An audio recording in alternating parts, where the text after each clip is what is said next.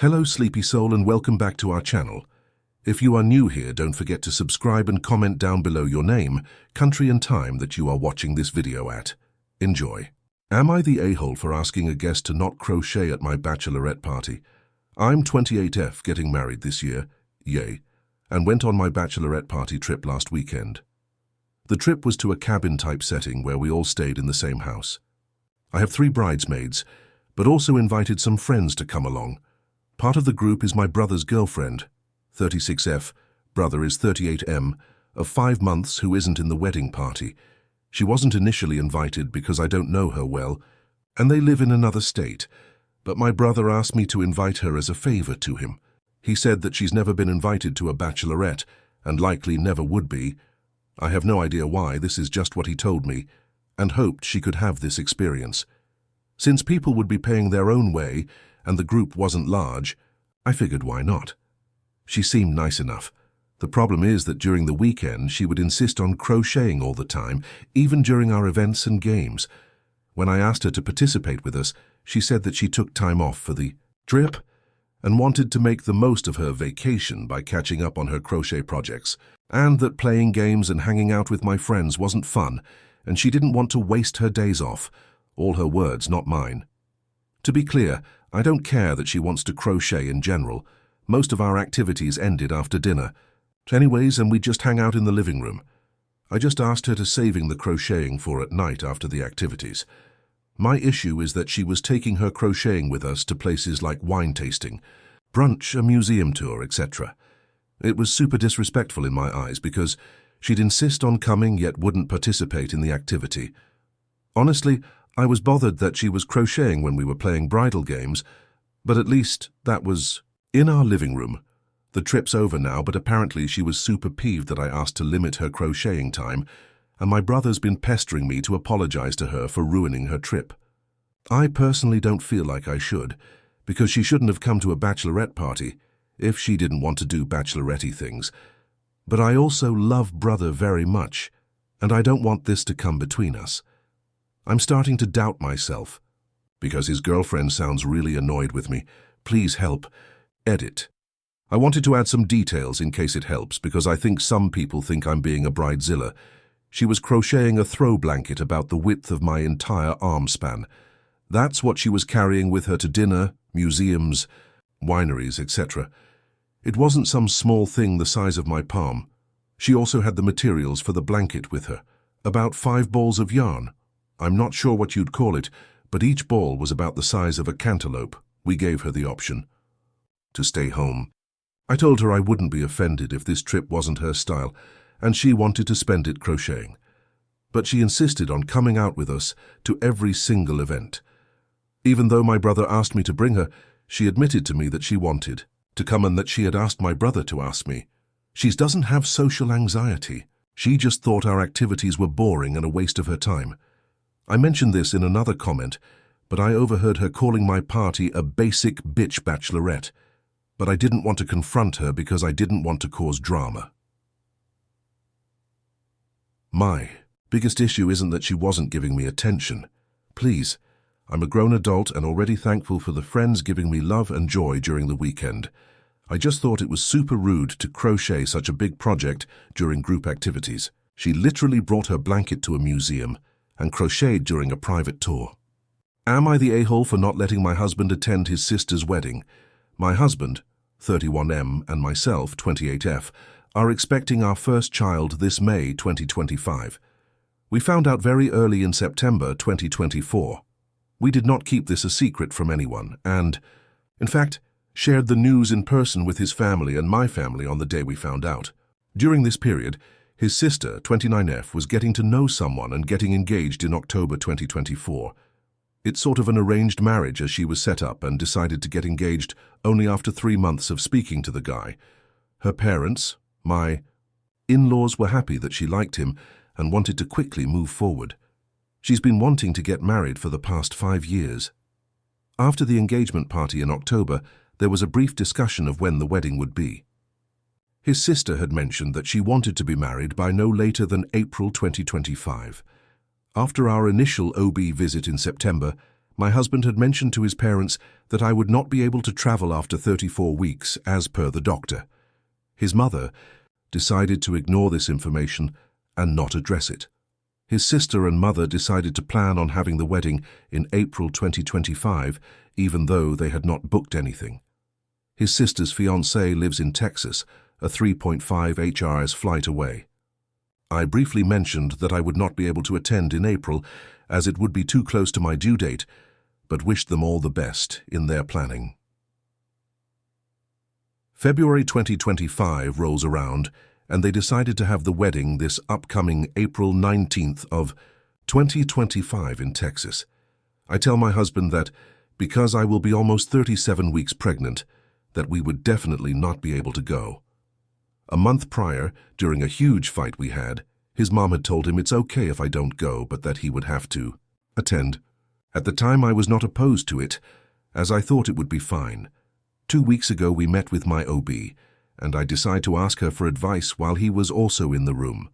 I ask her for confirmation that it's not a problem if he were to travel. During my 37th week, she looks at both of us and says, absolutely not. We both stare at her shocked, and she continues and says, this would be like rolling a dice. I would not recommend it. If something were to happen, I would not be able to slow anything down. He unenthusiastically agrees and says it's messed up that they picked a date knowing we most likely would not be able to attend. It's now almost April, and he just told his mother that we will both for sure not be able to attend. My husband and in-laws have a huge fight, and he explains the situation, so his dad threatens that he wouldn't attend either if he's not at the wedding. I don't budge after he tells me this, and calmly state that he simply cannot attend 2 weeks before my due date, as we're both having this baby together. So aita for not letting him attend his sister's wedding? Update. My in-laws have guilted him into rethinking his decision. I have an OB appointment 2 days before the wedding. He's now planning on booking a ticket and deciding last minute if he's going to attend the day before the wedding. He would fly out at 12 p.m. on the day of, to make it in time for the main event, and fly out the next morning at 7 a.m. I honestly don't know how to feel about this, other than disappointment and fear of abandonment at such a vulnerable stage. My worry is that if it happens, he won't make it in time because there are no flights between 6 p.m. and 7 a.m. To make myself feel better, I'm also trying to ration with myself about the likelihood of going into labor within less than 24 hours at almost 37 weeks. Thank you all for your supportive messages. It feels good knowing that others see my perspective. Am I the a-hole for asking my friend to bring her own food when she asked to come over? My friend has a pretty big appetite, and when she comes over, she frequently eats many of my groceries. I am on a limited budget, and I cannot afford to feed her. Appetite. When she comes over, she will typically eat $40–60 worth of groceries. I am all for feeding my guests refreshments and providing snacks and meals, and I only invite my friends over when I'm in the financial position to host. The friend in question asks me almost weekly if she can come over.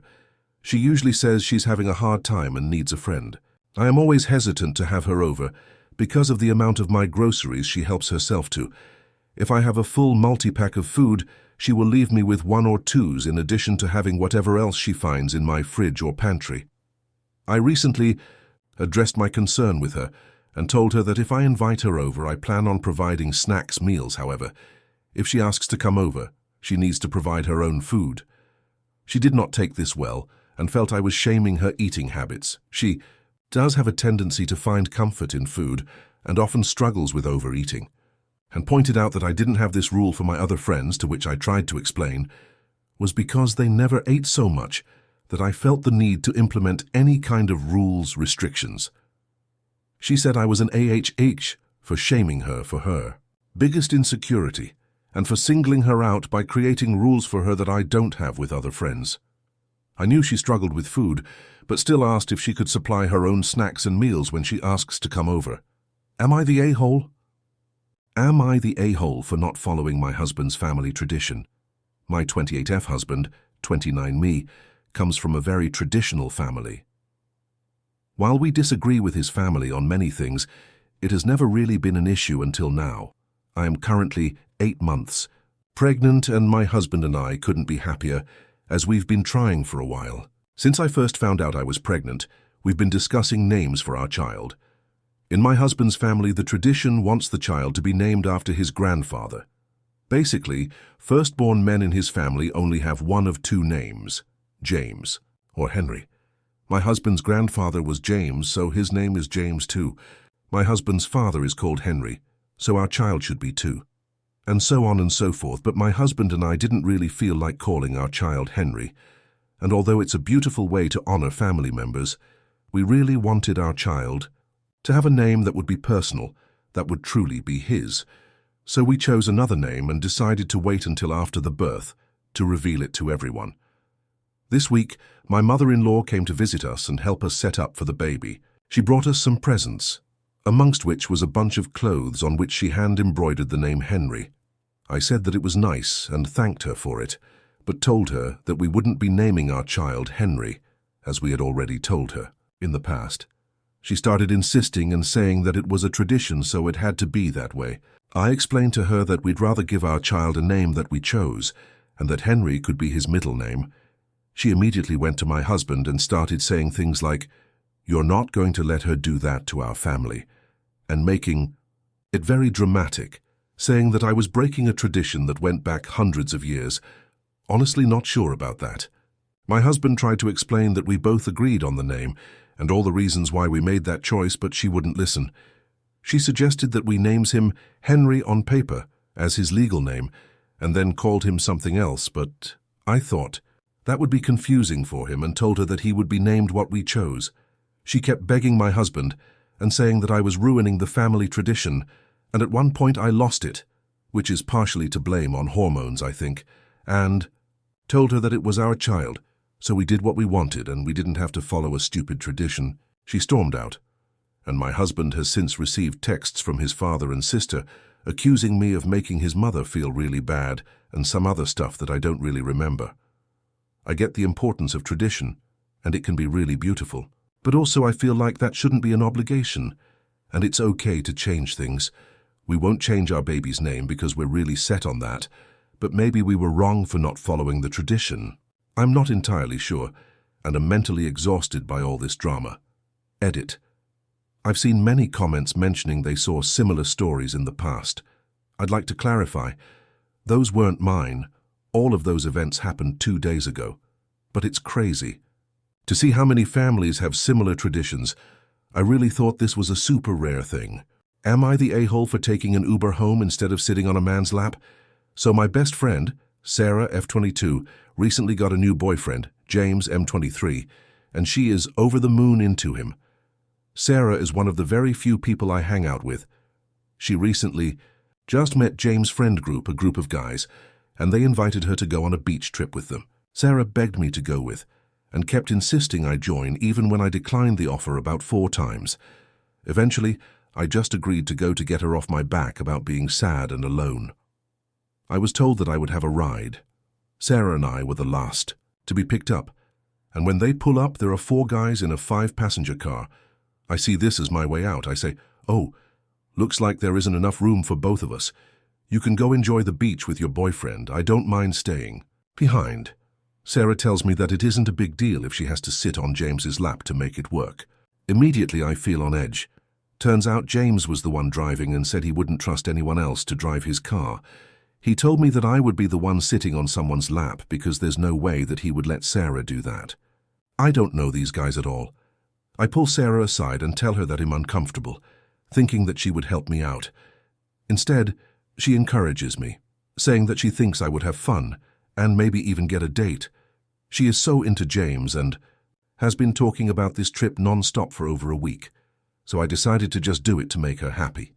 2 of the 3 guys in the back, Sarah sits up front next to James, offer up their laps.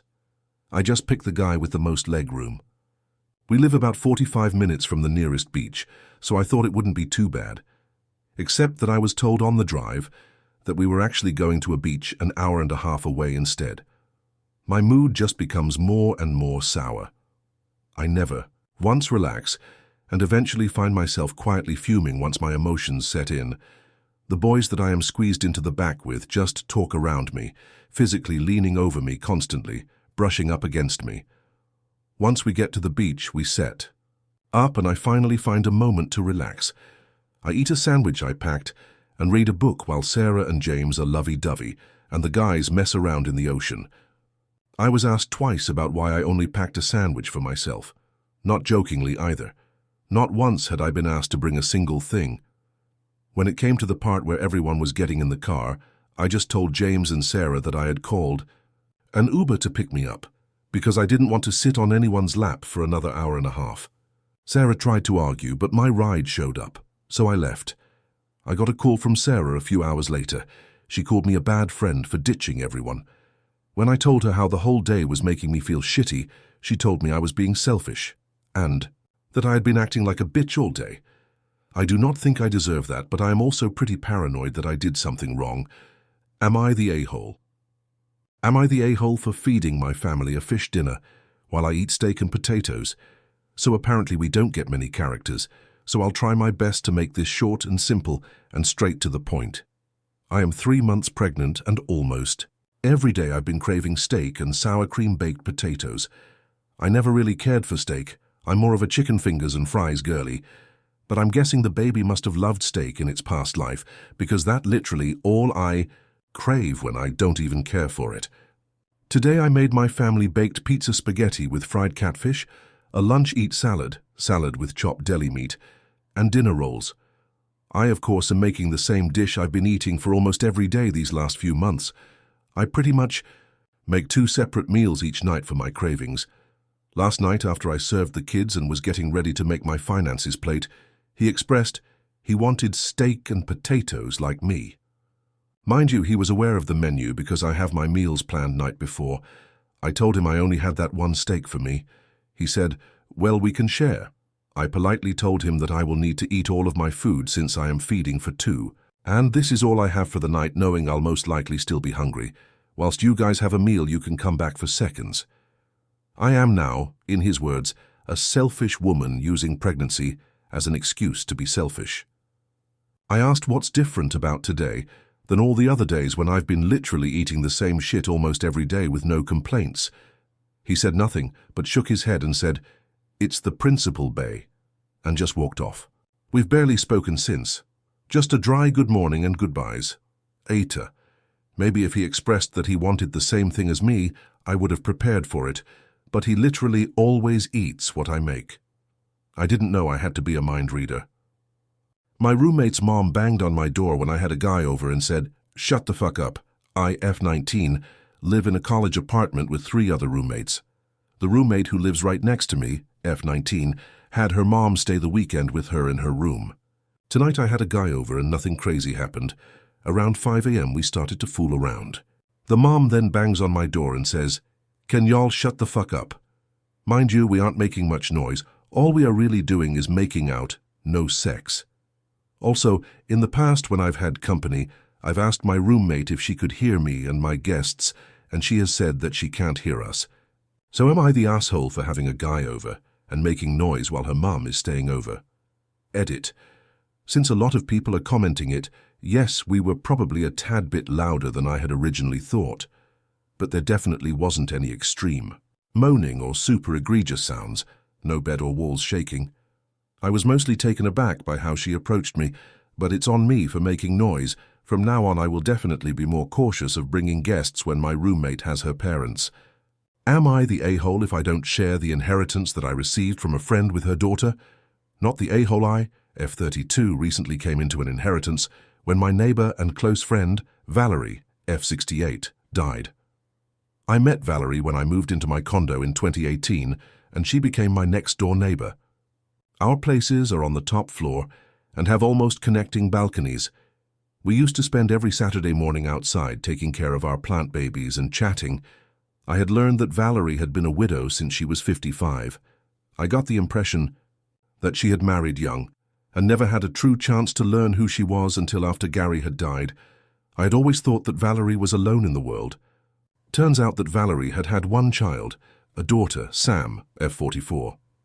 However, they had been estranged since the early 2000s. The story that Valerie told me was that Sam had come out as gay when she was just out of high school. That did not sit well with Gary.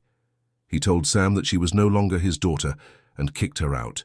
telling her to never contact them or come home again.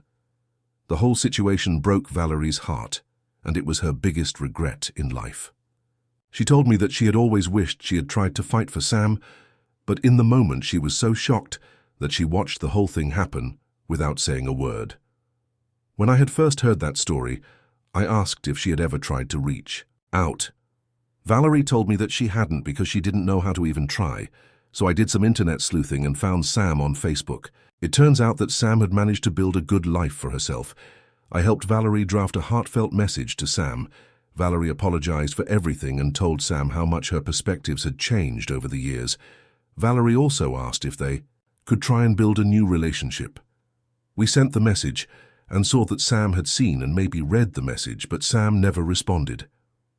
About a month ago, I got home from work to find Valerie passed away on her balcony. She had suffered an embolism. I sent the link to her obituary and memorial page to Sam. I didn't see Sam at the funeral. There is a lawyer handling all of Valerie's affairs. I thought that I would simply grieve the loss of my friend, and eventually would have a new neighbor. I never expected me to be the only person who Valerie mentioned in her will, let alone to have been left everything. A few days ago, Sam messaged me. She was upset and demanded that I give her Valerie's things, claiming that I took advantage of an old widow. I was upset when I first read Sam's message and thought, who does she think she is? She hasn't spoken to Valerie in literal decades and never responded when Valerie tried to reach out. Now Valerie is her mother, and that entitles her to Valerie's stuff. Now I wonder if I should do something for Sam. I go back and forth if Valerie would want me to. Valerie knew where Sam was, so she could have included Sam somehow. The lawyer I talked to said that the inheritance is completely mine and that Sam has no claim, but should I give Sam something? Update. Thank you to everyone who has commented and giving me the outside perspective that I needed. I'm shocked at the volume of people who have reacted to this. I was really only hoping to have a handful of responses to help me think. I do want to clarify some things that I wasn't able to in the original post due to the character limits. I first want to address the timeline of events. Sam was kicked out in the early 2000s. I think it was in 2002. Gary died in 2011. Valerie sold the family home and downsized to her condo in 2013 because the house was too big for just her. I moved into my condo in 2018. I learned about Sam. Valerie wrote the letter, and we sent it to Sam in 2022. Valerie retired and had her will and estate set up in the end of 2023. Valerie died on January 23, 2025. The funeral was on January 31, 2025. I messaged Sam as soon as the funeral arrangements were finalized. Sam messaged me this past Sunday on February 23, 2025, to clarify some questions that people had about the estate. It's currently in the formal probate process. Valerie was a legal secretary for a family law office, and the lawyer she worked with specialized in estate law. She had a full career there, and as part of her retirement package, that lawyer helped her set up her will and take care of the estate. This is the lawyer who told me that everything is being done by the book, that everything will be fully settled in a few months, and that all of Valerie's wishes are being carried out to the letter. I have taken Reddit's advice and will be speaking to a different lawyer about both my legal interests in the estate and how to communicate with Sam. I still haven't responded to her because I haven't been sure how. Her initial message was extremely harsh and attacking, and that is what triggered that first emotional and protective response in me. I'm trying to take Reddit's advice and be empathetic to Sam's situation. However, that is challenging because Sam has continued to send me a few additional messages demanding that I respond and calling me a heartless bitch and homophobic bigot, among other things. I'm not going to respond until after I've talked to that lawyer and can do it in the right way. I do think that Reddit is right, and that if Sam wants any sentimental items that she should have them because they might help her healing. I do want to be clear that the estate is not very big and is very simple. All that Valerie had was her condo and her car. That car was more valuable to her than it is on the market. It's a 2014 model of a daily driver. I hold the spare key to Valerie's condo and have been in to clear out the kitchen and to take care of her plant babies, because I can't bear to see them die too. It's been really strange being in that space, without her. I've been given permission to start cleaning out the condo, but not to get rid of anything. I'm going to spend this weekend going through her things and organizing them into boxes. I don't know what type of sentimental items that I'll find, because Valerie doesn't have any family photos on display in her place. There are no photos of Sam and no photos of Gary, not even wedding photos. I can't speak to the Valerie who Sam knew. I do know that in her younger years, Valerie was an active member of the LDS church, but that she had stopped being religious by the time that I knew her. The Valerie who I knew was by no means a bigot. I knew her as a kind, loving, and accepting person. She knew that I'm bi and never judged me for it. She has a pride flag hanging on her balcony, and she used to attend pride parades as one of those ally mums, and grandmas who would hug and be supportive to the LGBTQ+ youth who had no one. I knew her as someone who was trying to make amends to the universe.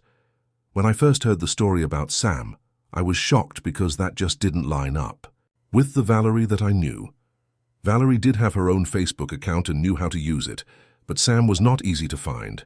It took me a few months to track her down. We used Facebook Messenger because that was our only means of contacting Sam. The message was a 4 to 5 page letter where Valerie told Sam everything and completely shared her soul. Valerie only reached out once because Sam was so much like her father, and I don't want to push her or hurt her further by pestering. I've told her everything I can until she responds. The only direct communication that I've had with Sam was the Facebook messages I sent her about Valerie's death. I think that covered everyone's questions. Thank you all for providing me with new perspectives. It's been helpful. There's been interested in all of this. So if people want any further updates after probate, I'll try and provide them. Update. I met with a lawyer last week and learned some new things. Firstly, that lawyer is going to reaching out to Sam to ask her to stop contacting me directly and to only communicate via him or the probate process. He's also going to ask her what she wants, both from Valerie and what her goal was for contacting me directly. This lawyer also explained the formal probate process for my area for me. Legal next of kin only have during the formal probate process to file a contest against a will. Once the process is finished, there is no legal way to contest the will. One of the steps of this process is also to legally, officially notify all next of kin and debtors of the death, and that the estate is in the formal process. So Sam was notified by the probate attorneys right around the time that she sent me that first message on Facebook. What's strange is that the probate documentation shows that Sam said she doesn't want anything from Valerie.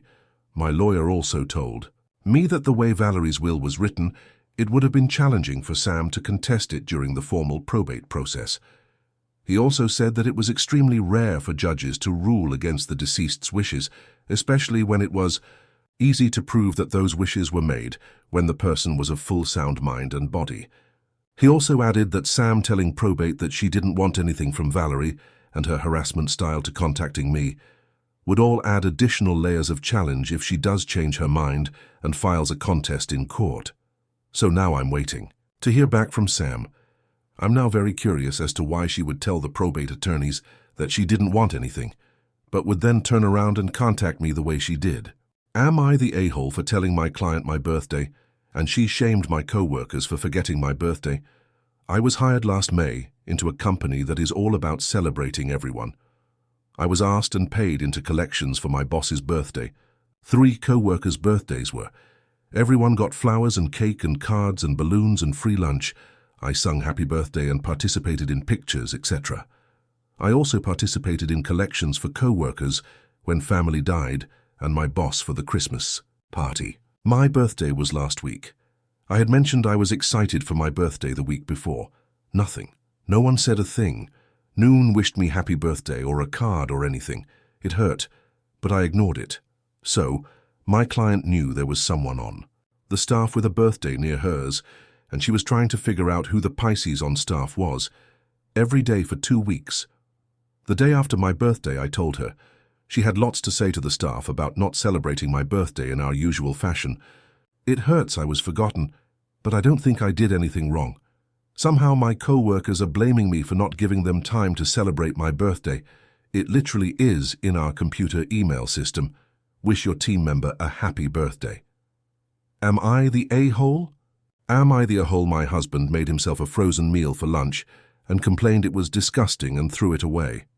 I felt bad, and I offered to let him have one that I had been saving for myself, only to discover that what he had thrown away was my lunch. I then got upset at him and told me to pick a lane, not the a-hole, so every now and then I buy a random frozen meal to keep on hand for lunch emergencies. I had one in the freezer for a month.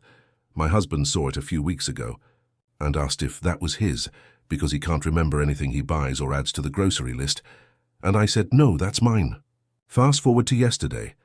I hear him nuking something in the kitchen, then he loudly declares it's absolutely disgusting, tosses it down the sink and starts whining about not having lunch. I hadn't eaten that frozen meal, and I did not think I would need it this week, so I thought, well, if I let him have it, he'll have something to eat and I'll just grab another one next time I'm at the store. I offer him the meal I was saving. He asks, which one? I say, the white. Bean chicken chili. He goes, that's what I just threw away. Cue my rage. Wait, you took my lunch without asking and then threw it away when you didn't like it? He says, you wouldn't have liked it. It was completely different from chili. I'm like, yeah, I know it's white bean chicken chili. It's not supposed to be like regular chili. That's why I bought it. His response? Well, it was disgusting. I said, you didn't even check what it was, didn't remember it was mine, and when you didn't like it, you threw it away instead of asking me about it. He goes, but you offered it to me. I reply, yeah, I offered it because I thought you had nothing else. But now that I know you just grabbed my meal without asking, and didn't even eat it and threw it out instead and did not even ask if I wanted it when you decided you were not going to eat it, I'm a little pissed. He then got mad and started telling me I was setting him up, that no matter what he did, he was wrong, and I was being unreasonable. He told me to pick a lane. I tried to explain why I was mad and said, imagine you heard me complaining about something I recently bought, and I decided I didn't like it, so I just threw it away. Then you have this gift card you've been saving for yourself, and you say, you know I was saving this for myself, but since you already spent your money on something you didn't like, you can have my gift card to buy something better. So I go, oh well thanks, but I already used your gift card to buy the thing I didn't like and threw away. I saw it lying on the counter, so I just used it. My question is, ATA, because I got mad at him after I discovered he ate, took my lunch, and then threw it away, even though there was a brief moment where he appeared to have nothing to eat. For lunch, so I offered him mine. Update.op here providing some basic answers. We have been together nearly 20 years. We are in our late 40s, early 50s. He is older. Grocery shopping is done like this. I make a list of things I want, need for myself, and for recipes I plan on making. He does the same and add them to our communal list. I go to the store and buy everything once a week, same day every week, as that is how my schedule allows. He will usually go to the store separately on his own multiple times a week, at least 3 days, usually 4, because he wants one specific thing, or forgot to add something to the list, or ran out of something and buys things for himself. These could be snacks, frozen lunches, or once in a while something we communally ran out of and need ASAP to cook dinner with, or something like that. He usually buys enough frozen meals, or relies on leftovers for lunch. I do something similar, except most of the time I do not rely on frozen things. I take time to prepare lunch each day, sandwich, omelette, random snacks, leftovers. Every week when I do the grocery shopping, I plan what I am having that week for lunches and ensure I buy the things I need. The frozen things I buy usually one of to keep on hand in an emergency, such as I have no time to prepare a lunch and need to quickly throw something in the microwave. That is why I tend to buy just one every once in a while, and it sits there, like a spare tire in the trunk of the car. Also, I tend to always buy something that I know he won't enjoy, to deter him from eating it, because he will just eat whatever is there, even if I say, oh hey, I was saving that. I have to do the same with snacks. If I buy a bag of chips or a box of crackers, he will just plow through it in a day. My workaround there is to either not buy snack food for myself, or go to extremes to find things he will not eat, like the one flavor he hates. This happens a lot. Like I buy a certain type of protein bar that I use during my workouts, and he will eat them like they are candy bars, and then when I go to grab one for my workout, empty box. And if I ask him to please make sure he replaces them if he is going to eat them all, he gets angry and says he should not have to ration food. I told him it was not rationing. It was simply making sure that if I buy something for a specific meal or purpose for myself, that I expect it to be there when I need it. This is an ongoing debate between us, and I am trying to not turn it into a hill to die on. As to history, he most likely has undiagnosed ADD. We're older Gen X. These things were not recognized as often when we were growing up. He has all the classic signs. He is also academically brilliant and can often block everything out, sounds, things in his visual line of sight, when he is laser-focused on something that is cognitively engaging. So he very likely forgot that I said it was mine. However, he could have read the label clearly. Also, it had been in the freezer for a month, so I assumed he knew that was my backup emergency lunch. Finally, when he does not like the taste of something, he does tend to overreact in a very dramatic way, like gagging, screaming, as if one was being poisoned as opposed to just quietly going gross, not going to eat this. I sometimes wonder if he is also on the spectrum because has quite visceral yet unusual reactions to very specific situations, such as when the smoke alarm goes off, when he does not like the taste of something, whereas I would just deal he has a rather over-the-top reaction. Am I the a-hole for asking my friend to leave my birthday party because she brought her crying baby, I-27F, recently threw a birthday party at my apartment? It was a pretty low-key gathering with about 10 friends, lots of snacks, a couple of drinks, and just a fun night hanging out. Everything was going fine until my friend, Sarah, 28F, showed up with her 7-month-old baby. Now I love Sarah, and I know she's a mum, but I wasn't expecting her to bring the baby to a party, especially since we had planned to play games, drink and chat. The baby started crying almost immediately when they walked in, and Sarah tried to calm her down, but she was clearly struggling. At first, I thought it was just a momentary thing, but the crying continued for almost an hour. Super. Loud and non-stop. It was hard to hear anything over the noise, and some of the other guests were getting visibly uncomfortable. I eventually pulled Sarah aside and asked her if she could maybe step outside with the baby or take a break in the other room until the baby calmed down. I explained that it was just hard to enjoy the party with the crying. She was clearly upset and told me that I should be more understanding, since she can't just leave the baby at home, and she was doing her best to keep her calm. She ended up leaving shortly after, and now she's not speaking to me. I feel bad because I know being a mom is hard, but I also feel like it was my birthday, and I wanted to have a good time without the crying baby. Some people think I was rude for asking her to leave, while others think I was just trying to protect the vibe of the party. Am I the a-hole? Am I the a-hole for insulting my husband for what he said about our daughter's BFF?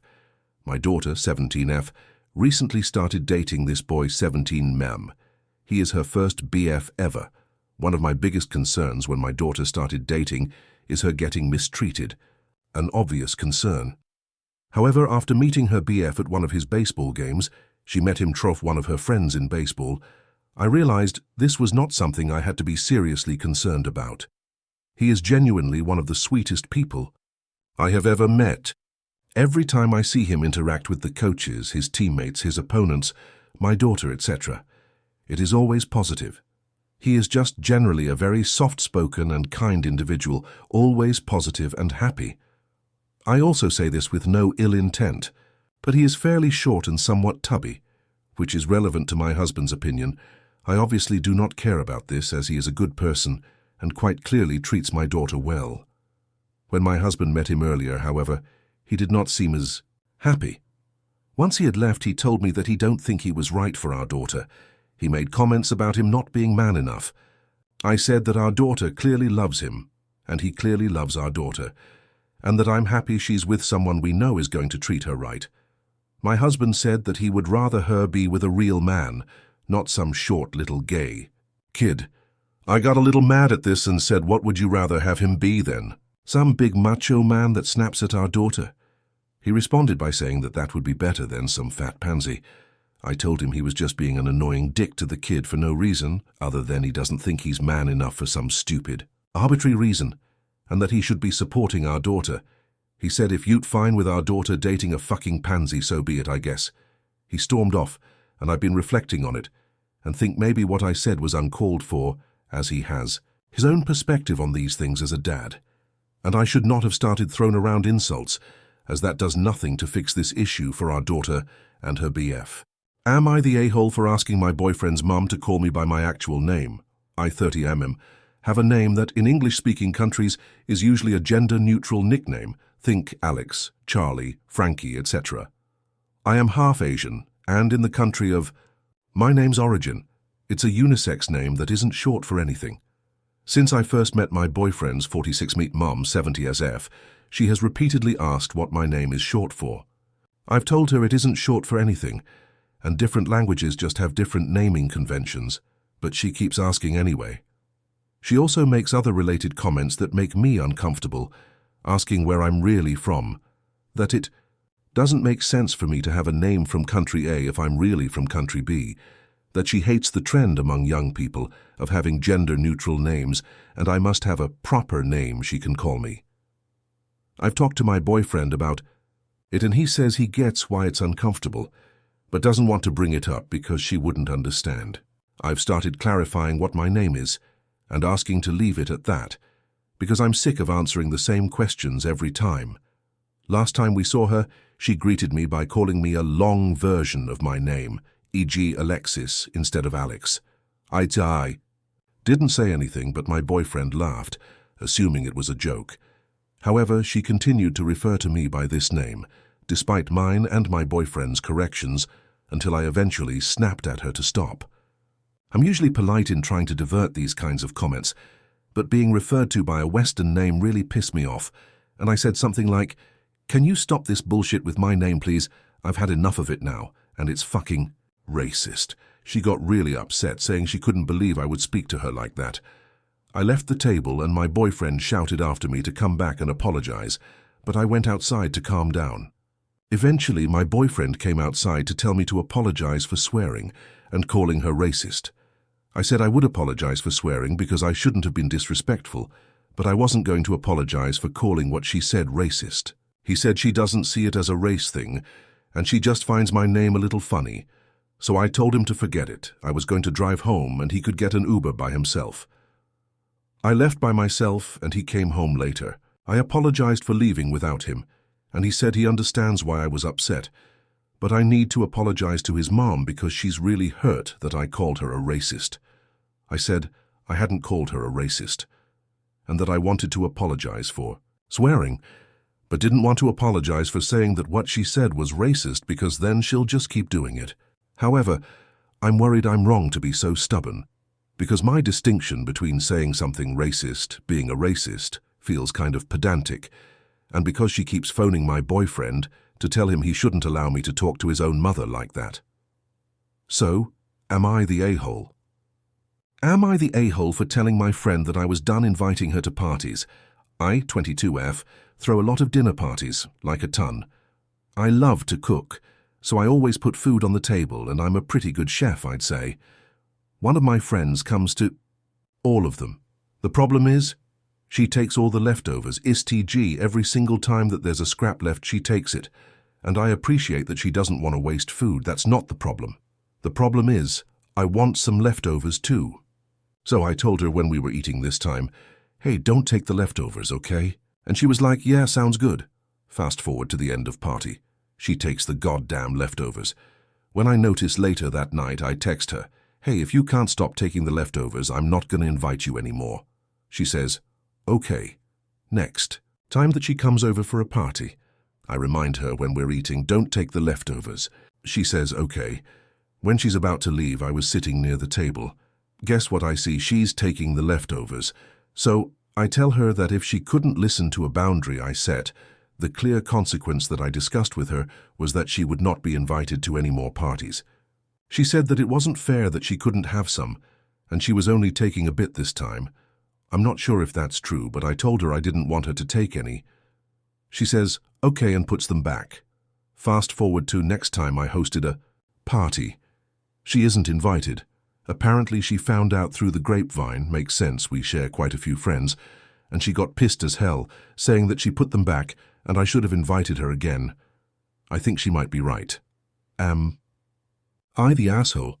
Am I the a-hole for agreeing with my daughter? It is weird her friend's mom has access to their conversations. My daughter is 14 years old and has a friend, Chloe. She and Chloe have been friends for a little over a year now. Chloe's mom, Gina, is someone I'd consider pretty strict. I was aware she'd check Chloe's phone, and I know a lot of parents do this, but I found out a few months ago through my daughter that she'd respond through Chloe's phone to Chloe's friends, including my daughter? It was never anything overkill, just, Chloe can't talk right now, she's busy with homework or whatever. I thought this was odd but didn't say anything to Gina about it, because that's her life and her business. I got a call from Gina earlier this afternoon. She was very pissed off and told me that my daughter was rude, I needed to start monitoring what she says, etc. I asked her what exactly happened and she said my daughter gave her an attitude via text. I was still very confused and asked why they were texting. Gina became exasperated and snapped through Chloe's phone. I told her I'd call her back and asked my daughter specifically what happened. My daughter willingly showed me her texts. She had texted Chloe something. Gina had responded using Chloe's phone, saying Chloe was busy. My daughter replied asking when Chloe would be available to talk. Gina told her, when she's ready, stop texting her. My daughter replied, you don't have to be so rude. Gina said she wasn't being rude. My daughter said yes, Gina was, and also called her a weirdo for using Chloe's phone. I told my daughter next time, just don't engage. I did also say it wasn't kind to call someone a weirdo and not to do it again, but that I also understood her frustration. I didn't punish her. She seemed receptive to the talk and I left it at that. I called Gina back and told her I had spoken to my daughter and handled the problem. Gina started ranting that I need to monitor my daughter's phone, and have I seen some of the things she talks about. She started on crushes, rants about teachers, saying there were times my daughter badmouthed me when frustrated. I said that's all fine. I'd rather her have a safe space to vent with her friends, after all she's a teenager. Gina kept pressing on the issue and what would be done. I told her nothing. I spoke with my daughter and handled it. Gina said, but she insulted an adult. I told her I handled it, but my daughter also didn't say anything that wasn't true. Gina was acting like a weirdo. Now Gina is angry with me. My daughter doesn't care that I said all of this. However, my husband thinks that I shouldn't have said it, as it didn't solve anything, and Gina can parent how she wants. I said I never commented on Gina's parenting until she tried to undermine, insult mine. Am I the a-hole? Am I the a-hole for telling my sister-in-law to get out of my daughter's baby shower? 47F, have a daughter, 25. She is currently 26 weeks pregnant with her second child, a girl. Her first child, Philip, was stillborn 2 years ago at 38 weeks, a little boy. When she lost him, she asked us to take apart the nursery before she got home and get rid of the baby equipment. She saved his baby book, his ultrasound photos, and the outfit she planned to bring him home in, along with a lock of his hair in a memory box. She'd had a baby shower for Philip when she was pregnant, but her grief around his death was so strong that she couldn't handle having the nursery and baby things. We offered to return the baby shower gifts to the givers, most kindly refused, and asked us to donate the items, except my husband's sister, Rachel, 43. She made a huge deal out of my daughter being hysterical, and constantly, loudly talked about how ridiculous it was to take apart the nursery. We kept her away from my daughter, and only allowed her to return to family functions when she promised to stop bringing it up. We recently held a baby shower for my daughter's new baby girl. Rachel, along with the rest of my husband's female relatives, was invited. She kept making quiet remarks to everyone that we were tacky for having a baby shower for a second child, but since she didn't get near my daughter, I ignored it. When my daughter began opening gifts, it hit the fan. She loudly said, if you hadn't torn Philip's nursery apart and gotten rid of everything, you wouldn't be here begging for presents for this baby. My daughter froze and just stared off into space. Tears started running down her face. I just said, Rachel, please leave. She refused and started arguing with me. I took her present out of the pile, walked to the door and threw it out. I yelled, get out, now! and my husband came into the room and asked what happened. His mom told him, and he physically picked up his sister and put her down outside the door. Now the family is divided over whether I should have yelled at her to get out and thrown her present. Aita update. We are having a family meeting without Rachel, while my daughters and their partners are away at Hot Springs this weekend. We'll update again after the meeting. Update 2. The meeting went well. My husband and I gave a brief summary of what happened, backed up by witnesses. The relatives that couldn't make the shower are now aware of what happened. The family consensus is that Rachel is unequivocally to blame and should not be allowed to be around my daughters or their kids. Other people in the family brought up issues they've had with her in the past along similar lines, especially involving pregnancy and kids. Rachel will no longer be included in large family gatherings. Those who want to continue a relationship with her will do so on their own, and have been informed that advocating for Rachel to be forgiven and included, or feeding her information about me, my husband, or our kids and grandchildren will result in us going no contact with them as well. My mother-in-law has apologized profusely for making the remarks about being sad that she won't have both of her children under her roof for the holidays anymore. We have accepted her apology because her feelings are valid, and this is sad for her. Thank you so much for all your support. I will update when my granddaughter is born if y'all would like. I, 29 Mem, have been married to my wife, Emily, 28F, for 3 years. We've been together since college, and while our relationship has always had its ups and downs, I truly love her. However, there's been one persistent issue that has slowly worn me down. Her best friend, Rachel, 28F. Rachel has been Emily's best friend since childhood, and while I understand that their bond is strong, she has always been openly dismissive of me. From the moment Emily and I started dating, Rachel made it clear that she didn't think I was good enough. She would constantly make snide comments, roll her eyes when I spoke, and find passive-aggressive ways to undermine my relationship with Emily. At first, I ignored it, thinking she'd warm up to me over time. She never did. Despite Rachel's attitude, I never told Emily she had to cut her off. I respected their friendship and didn't want to be the controlling husband. But things escalated when Emily and I started trying for a baby last year.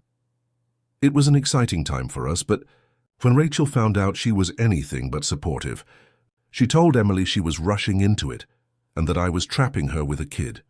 Emily brushed it off, saying Rachel was just being protective, but it stung. The breaking point came last month. Emily had a work event out of town and was staying overnight at a hotel. That evening I got a call from Rachel.